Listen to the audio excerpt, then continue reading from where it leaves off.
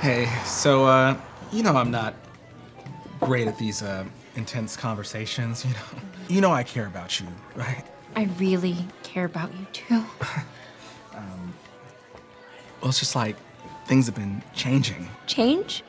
You know, when a relationship, it can start as one thing, but then become something different. Different? No. I will not be broken up with again! Let me help you out with your intense conversation. I sense anger.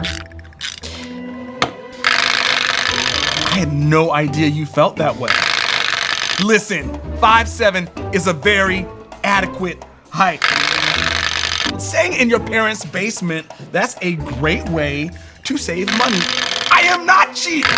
I tried being vegan. Isaac Newton was 5'7". Those are my feelings being tap danced on. I had no idea you could be so hurtful. You sing all these mean things to me, and you don't like my music? I can't believe all this. I don't even know. Well, I think I've said it all. I don't even know. Do you have anything you'd like to add? The whole reason I came here is Oh! Oh! Congratulations, guys! Oh, you're speechless. That means you nailed it. Guys, can I take your picture? What a perfect moment.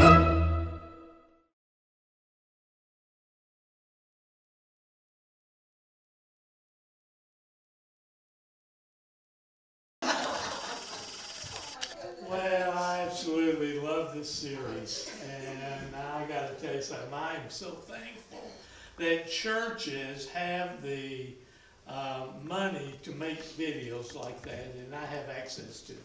So it is great, and I know you enjoy them. All right, the title of our series is Me and My Big Mouth, and I want to say it together. Say it with me. You ready? Me and my big mouth. And I don't usually do that with series titles, but this is so unique because I want to make sure you understand.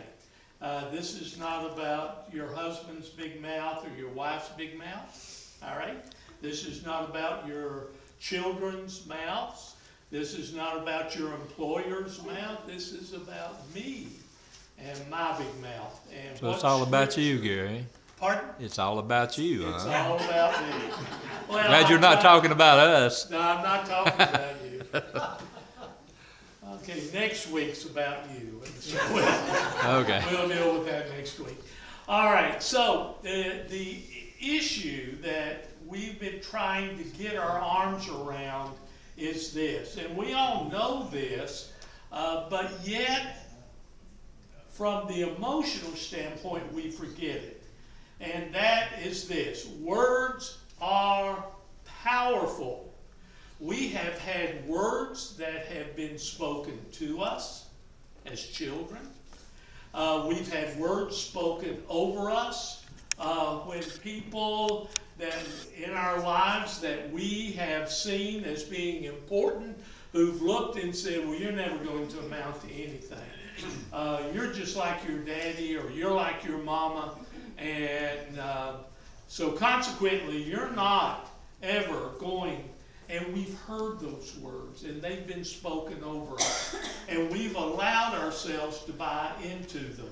And then there are words that are spoken about us by our friends to other people. And it has had an impact on us. It's shaped us.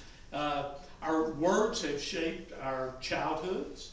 They have shaped our marriages and our intimate relationships with people. And so consequently, words are powerful. And because of that, you are powerful. And that's what this series is about. You being powerful and using these in a right way. You know, James made a statement, and it kind of sets us back. When he made this statement, he says that your mouth is untamable. It cannot be domesticated. Remember last week when we looked at the text in James, and he talked about all of the animals of the world that God created, and they have been put under the dominion us as humans, and he used the word tameable, and what he meant by that is they are domesticated from the standpoint that we have control over them.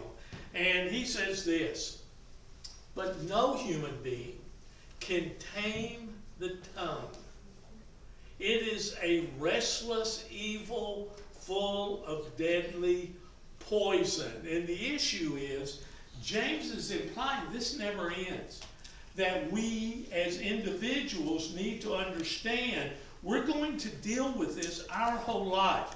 Now, we saw last week that James just shuts it down. He quits. And at that point in time, and he leaves us almost with no hope. But there is hope. And we need to understand that. There is a path that we can go down. We looked at it last week. I just read the passage of Romans 12, verse 2, where the mind, we can change the way our mind is, and in doing that, that changes what comes out. And we can understand that, and we will deal with that more. James says that we are to be quick to listen, slow to speak. And we kind of said it in a fun way.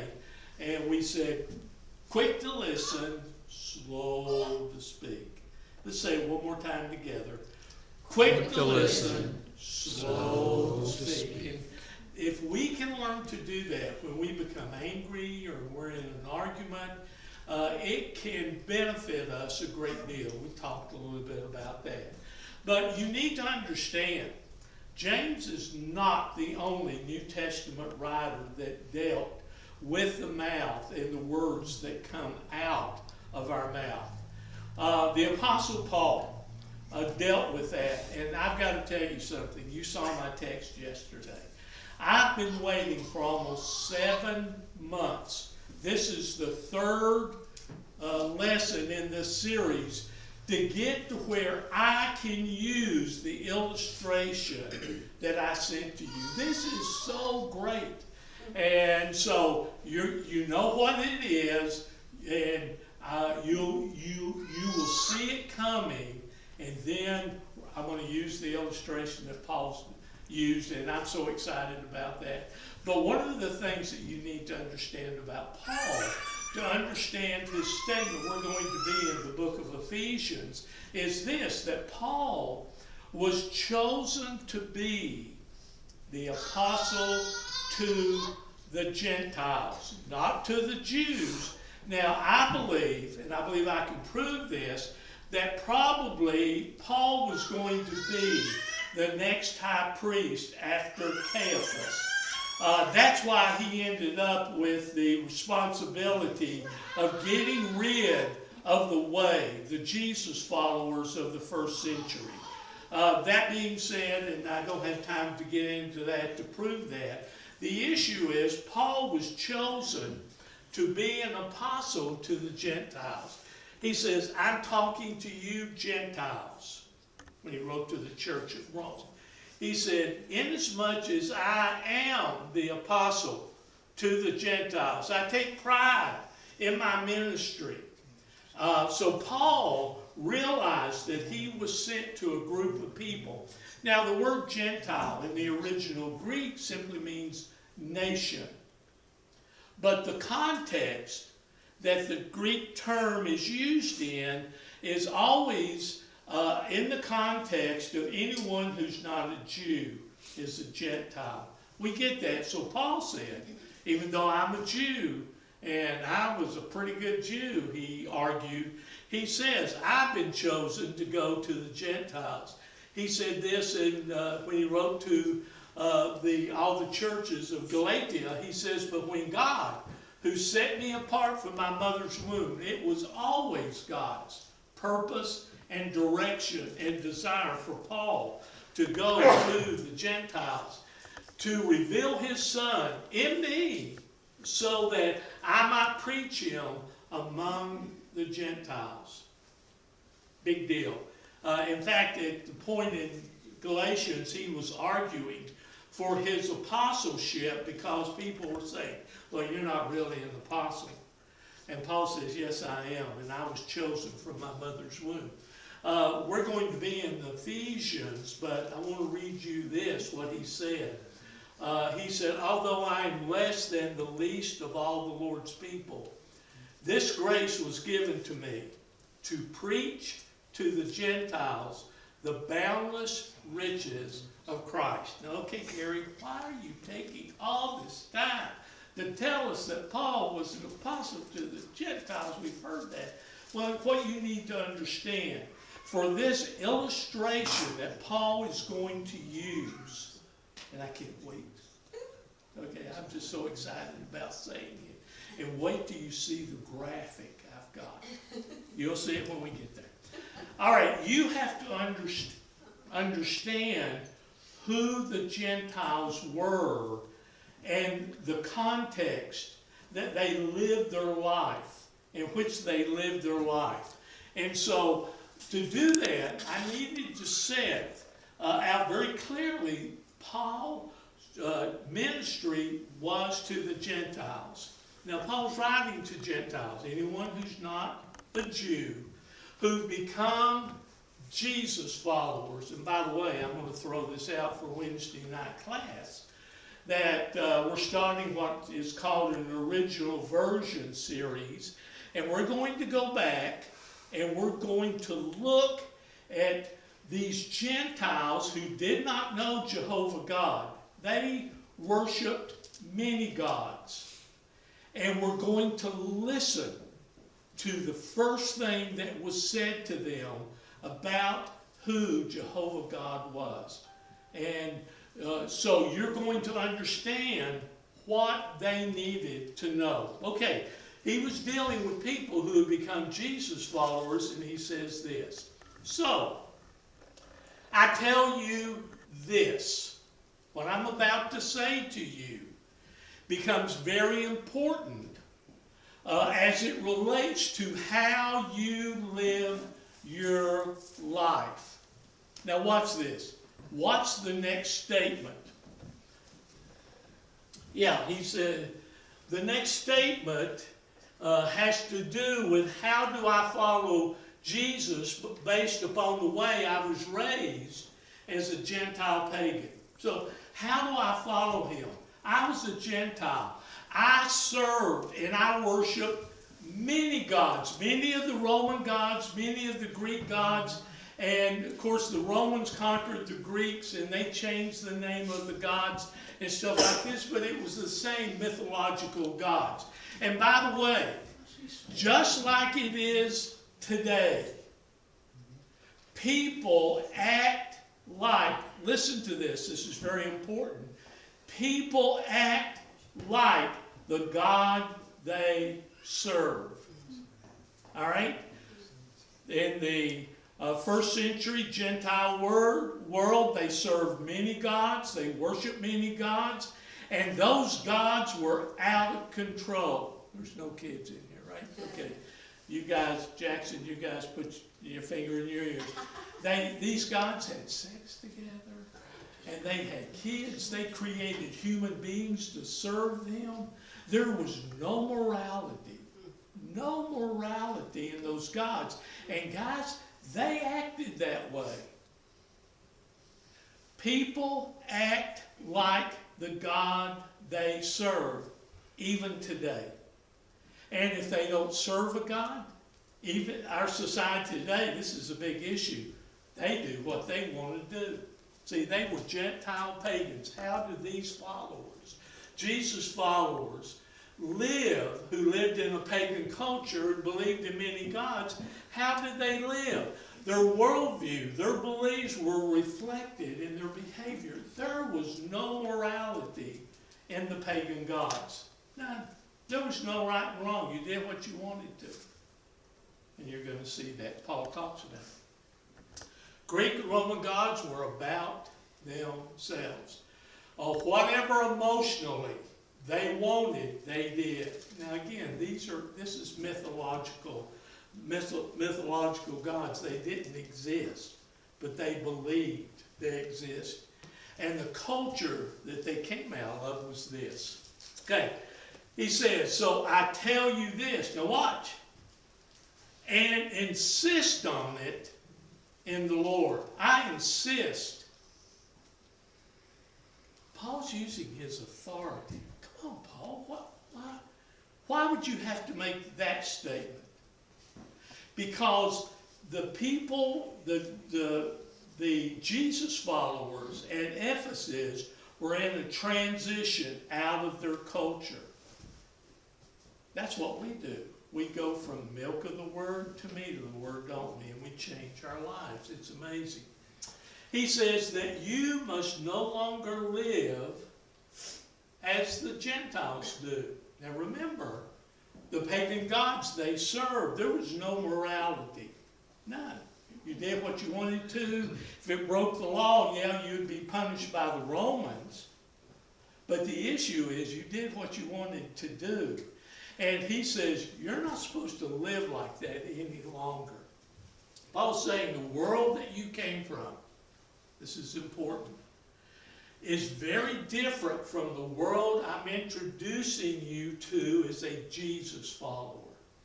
Guys, I can't wait till Wednesday night to share with you the first words that these believers heard about who Jehovah was. You're going to be amazed at what they were told. Watch this. Your friends who still live in the pagan culture, all right, have a different belief about life. There was no morality for them. Do what you wanted to. As long as you didn't get caught by the Romans, you know, you got away with it. Well, that's kind of what we do today, isn't it? What's the speed limit here? Okay, I don't want to get away from that. Okay. When you were identified before, so you're not supposed to live like the Gentiles. Before you were Gentiles, nobody expected you. They knew how you lived. They knew the type of morality that you have, all right? But when you were outside the church, that was one thing. But now you're being told something else. Watch this. So, I tell you this. In fact, I'm going to insist on it. That you must no longer live as the Gentiles do. Now watch this. In futility of their thinking. Now remember, it's up here. What comes out here, what you have up here is what comes out here. So if they're in the process of getting rid of that Gentile culture, that pagan culture, and you could do anything now, things have changed, just like it has for us. Watch this. They are darkened in their understanding. Well, Paul, what do you mean by that? It's simply this. They didn't get it. The pagan world that the church at Ephesus lived in, the people that were around them, because there was no morality, because they acted like their gods, they didn't understand what we believe and what was important. The people that you deal with in the culture, they don't know any better. Now, they didn't take this as an insult, and you'll see. But he said they just can't see what you see and what you have been taught. Watch. They're darkened in their understanding and separated from the life of God because of ignorance. They're not stupid. They're not dumb. They're just not educated in what is right and what is wrong. They're ignorant of those facts. You now have learned those things. And that is due to the hardening of their hearts. Listen,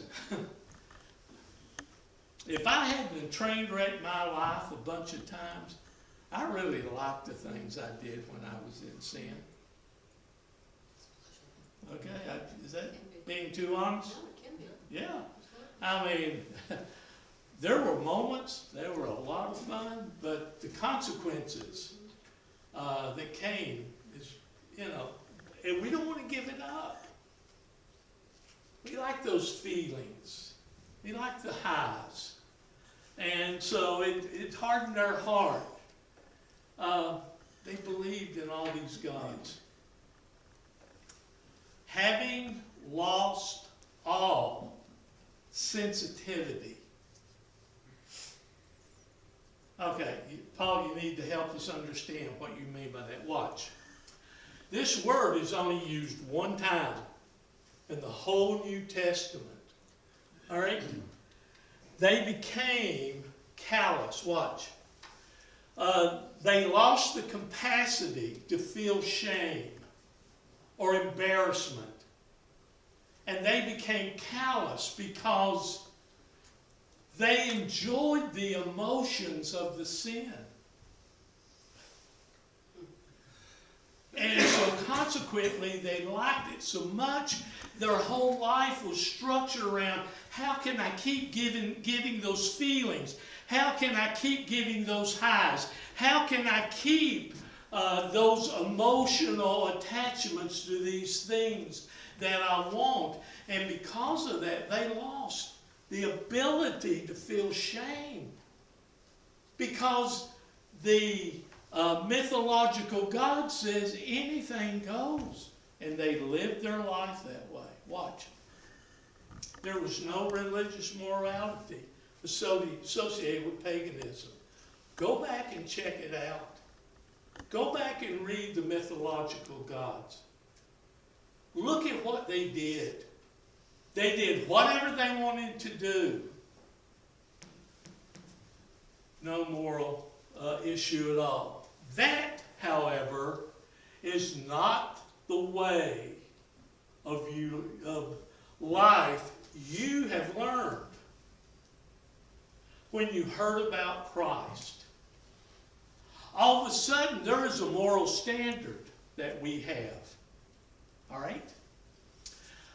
When you heard about Christ and were taught in Him in accordance with the truth that was in, or that is in, Jesus. In other words, you've learned a different way to live. And Paul's going to insist that they follow these things. Now, Paul, why?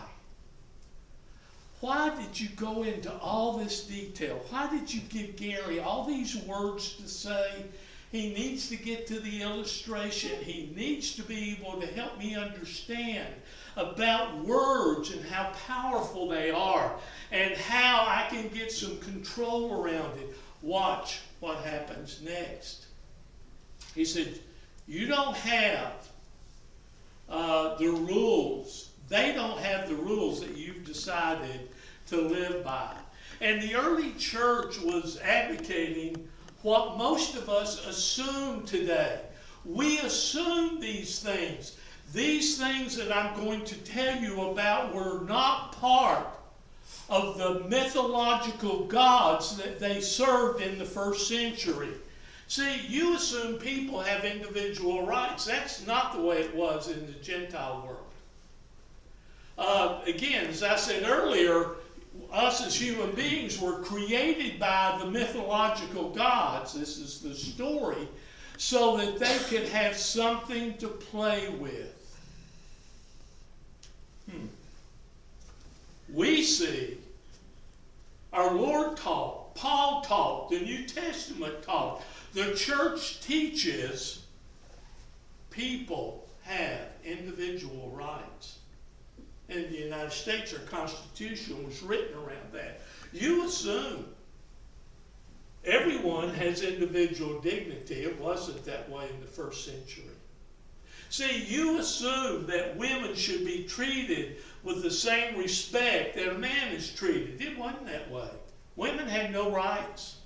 You were simply something to use for pleasure and you were used to take care of us men. Sandy has taught me how that's not true. And I've learned that lesson real well. And I'll never make that mistake again. So, but see, we assume this. That's not the way it was in the first century. See, you assume the poor should not be picked on. That they should be given the same dignity and status and rights as rich people, as far as their value. You assume that. That's not the way it was in the pagan world. In fact, if you were a woman, if you were poor, and if you had been captured, the historians wrote they were very sad if you were in one of those three categories. They were sad for you. All right? You assume sexual harassment or sexual abuse is wrong. It wasn't under the morality of the pagan gods. All right.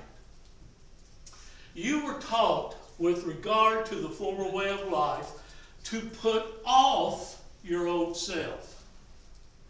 And just as we saw in the first lesson in this series, when James says we need to get rid of something, and it was like having a coat that we took off. We are to take off our old self, the way that we used to live, to put off the old self, which is being corrupted by deceitful desires.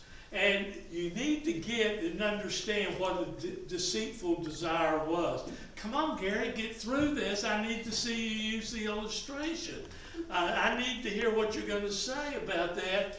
But you need to understand deceitful desires was simply a desire that promised you one thing, and it doesn't happen. See, I'm going to buy this car. I'm going to leave you and go to another. I want this bigger house. I want this better job. Now, there's nothing wrong with any of those things, but when they dominate us and control us and get us to where we make bad decisions, a deceitful desire says, well, next time. If she hadn't have gotten in the way, you would have got that. Next time, if he hadn't gotten in the way, you would have gotten that. See, next time, if your employer had done what he was supposed to have done, you would have gotten that promotion. See, it's always next time. It's always next time. It's a deceitful desire. It didn't work out this time, but that wasn't your fault. It's somebody else's fault. As a Jesus follower, you've been called to take off that kind of life and live a different kind of life. Watch. To be made new in the attitude of your mind.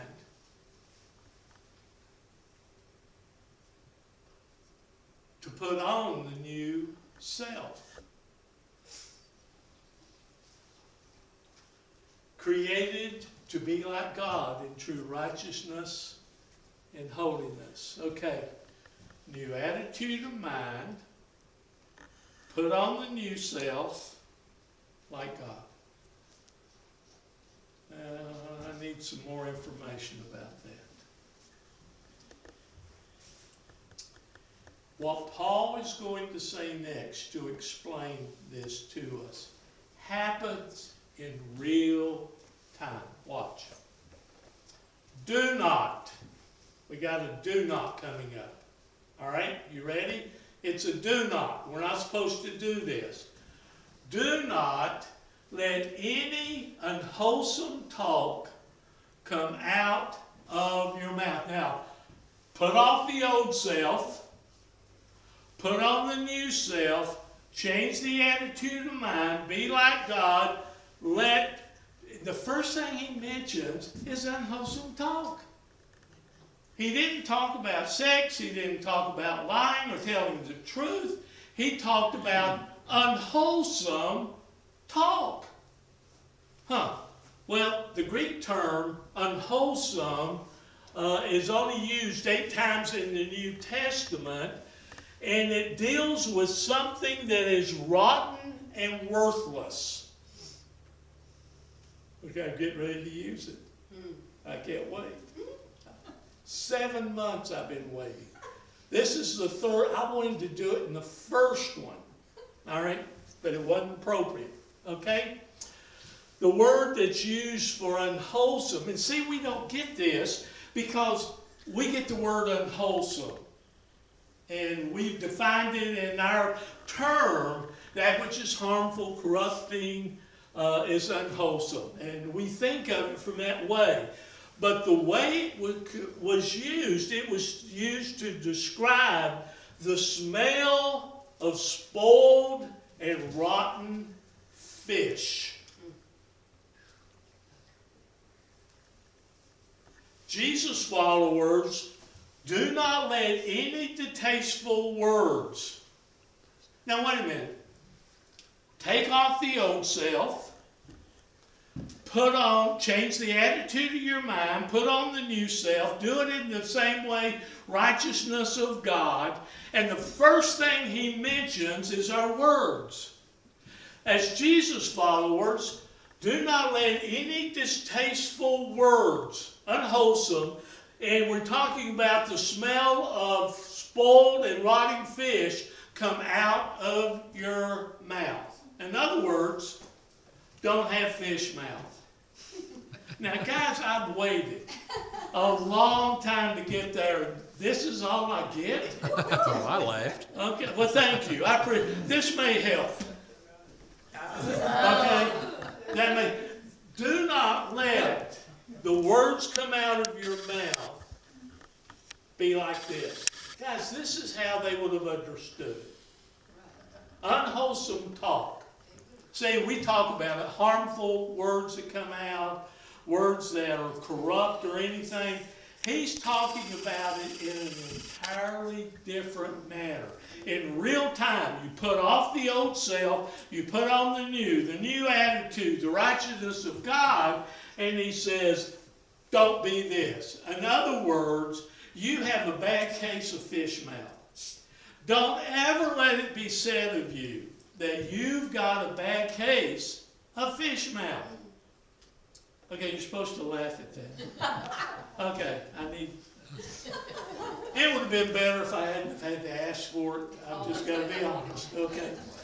But because we don't talk about this, we use the word unwholesome, but you've got to understand, Paul's really making a strong point here.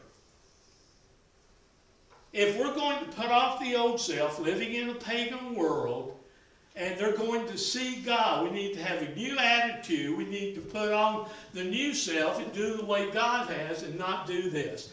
The Apostle Paul is not saying just tell the truth. Guys, it's more than this. That wasn't even the issue he was dealing with.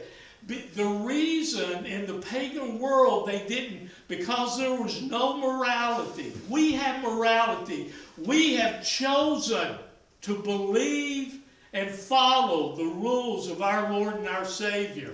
He didn't talk about truth.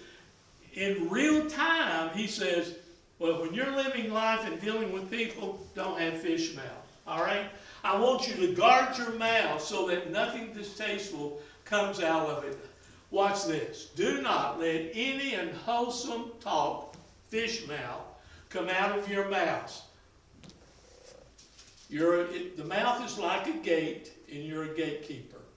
But watch what he says next.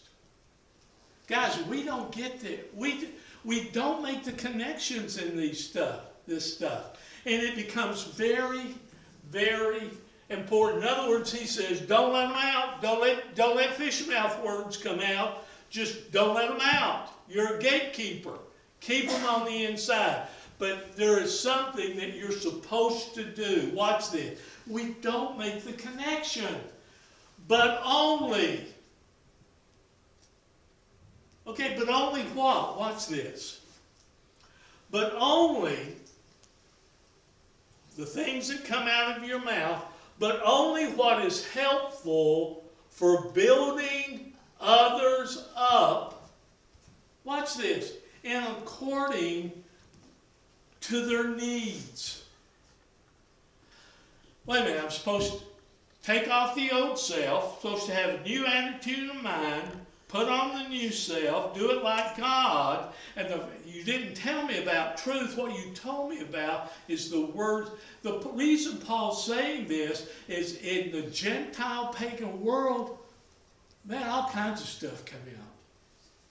But when we are around people, when we intersect with people, we need to understand that our conversations are like a construction site.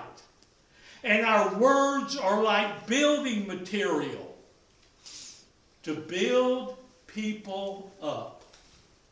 Your words are to be helpful. And they're to be helpful according to the person that you're talking to. Watch this. He says you're supposed to have a new attitude of mind. In other words, when I interact with James, I interact with you, my thought process is, I know what's going on in your life. And I want to encourage. I want to use my words to build you up. It's based upon the person that I'm in front of. Construction site. Your words are building material. And your responsibility as a Jesus follower is this. Because you're talking to people that God loves, your responsibility is to consider every single word that comes out of your mouth to build that person up. I am just amazed when we read this text and the thoughts that follow each other, and we don't put them together. Watch. But only what is helpful for building others up according to their needs. When you leave the construction site, in other words, when you're through with the conversation that you have with an individual, when you leave that conversation, they are supposed to be better off for having been with you. No fish mouth. No distasteful, rotten words should come out of your mouth. We have a different lifestyle. We've put off the old self. We've put on the new self. We have a whole different attitude of mind. When I see you, in my mind, I'm thinking about you and what you need and how I can use my words to build you up. I'm not going to lie to you, but I'm going to encourage you and say things to you that will make you a better person. Guys, can you imagine what our families would be like if we understood this? Moms, dads? Can you imagine what our marriages would be like if I used my words based upon who you are and what your needs are to build you up? We're talking about real time. Can you imagine what our churches would be like if I built you up?